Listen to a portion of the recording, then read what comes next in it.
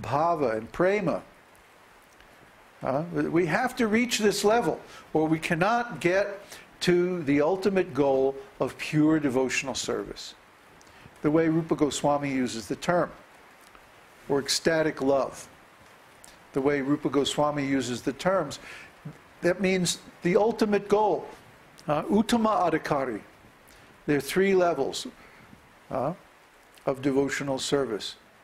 Kanishta adhikari means neophyte. Madhyam adhikari means intermediate. And Uttama adhikari means perfect. Self-realized. And we know from reading histories of the great souls in India that they were all profoundly very different-minded people than we are. You could even say they were eccentric. You could even say they were a little mad. By materialistic standards, they are mad. Because they're going after something that is only subjective and only made of pure consciousness. I mean, what is love? Love is about as subtle a thing as that can exist. Love is pure consciousness. Has anybody ever been in love? Have you ever been in love? Do you know anybody that's been in love? Did you see them when they were in love? Or do you remember being in love and how it felt? It's like everything is beautiful, right? Until you discover that, actually your lover is a member of the NRA or something like that. So, I didn't mean well, never mind. In the U.S., the NRA is the National Rifle Association. Oh, okay. So, he's Irish. So, or his body is anyway. The point is that you can be in love in the material world, but you always come crashing down again. It's like you can take some drug and you can get really high, and you can feel like, yeah, everything's great, and then you come down. But with devotional service, everything that you gain is eternal. You see? So once you attain it, you never come down. You never come down. You can bring your consciousness down to the level where you can talk to people on other platforms of consciousness. But you yourself don't have to come down from that level. It's kind of a mental trick. If I was to manifest the way I really feel about all this stuff, I wouldn't be able to explain all this so rationally. But, that's sahajya, you see? Because it's not appropriate to manifest all these ecstatic symptoms in public. And if somebody does that, that means they're just searching after cheap name and fame, and they're just an imitator, and don't pay them much attention because it's not the real thing. The real thing, just like when you get together with your beloved for enjoyment of loving pastimes, you don't go out in public, in the park or something. Well, they do here in Chile, but anyway, normal people, tasteful people, they don't inflict their intimate pastimes on others, nor do they expose them to others, because it's really nobody else's business. It's between you and your beloved. So, similarly, when one is in love with Krishna, he does not expose those intimate pastimes to others. They're private, they're confidential. They're not for public consumption. See, it's nobody else's business. Nobody else would understand anyway. See, I mean, Lord Chaitanya can do it because he's God and he can get away with anything. But even then, there were still many pastimes that he did not display in public. He displayed his kīrtan pastimes. But his pastimes of madness and like that were only manifested to very intimate devotees and disciples. And when he was out in public, he acted just like a perfectly ordinary sannyasi.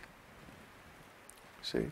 And we follow that same principle. We don't believe in acting these things out in public. Because it's just nobody's business. It's between the devotee and Krishna. It's intimate pastimes, and it's not for public consumption. So don't accept these so-called devotees that put on a big show, and then, oh yeah, this is so advanced, we can't explain anything because it's all leela and blah, blah, blah. No. If they really know, if they really realize, they can sit down and explain everything perfectly, logically, and consistently from the beginning to the end, just like we're doing, just like Rupa Goswami is doing, just like Prabhupada is doing. See? But the real question is, do you have the patience to sit through the entire explanation and understand everything properly? And then take the appropriate action. Let me explain what I mean by appropriate action. Suppose I were to tell you, let's say I'm a friend of your father. I'm your father's best buddy. And one day your father passes away. And after the funeral and everybody is through grieving and everything, one day I come to you and I tell you confidentially, your dad told me that he buried a large amount of gold under the foundation of your house. And knowing him was probably in the northeast corner. Thought you might want to know that. And then I would go my merry way. Now, what are you going to do? Any ideas? Get the shovel, right? The shovel and the compass. That would be an appropriate reaction. Huh? I just told you, basically I gave you the information. It's not like I took you by the hand and I grabbed the shovel and I dug it out for you. But I gave you the information that would allow you to dig it out for yourself. Huh? So similarly, this is what we're doing here.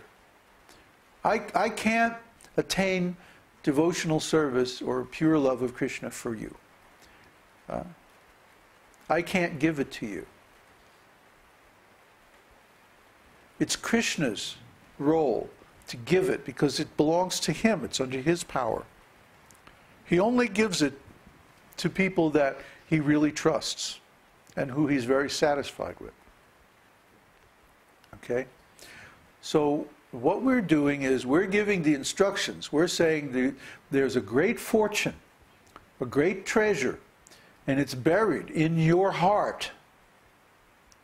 And you can dig it out by using these certain methods that change your consciousness. It's already there. It's waiting for you.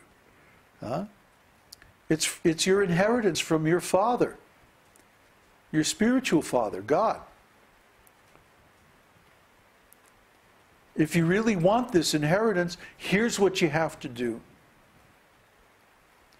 And then we're giving so many subjects and so many processes, and so many things you have to know to find it. It's a little more complicated than dig in the northeast corner, but you get the idea.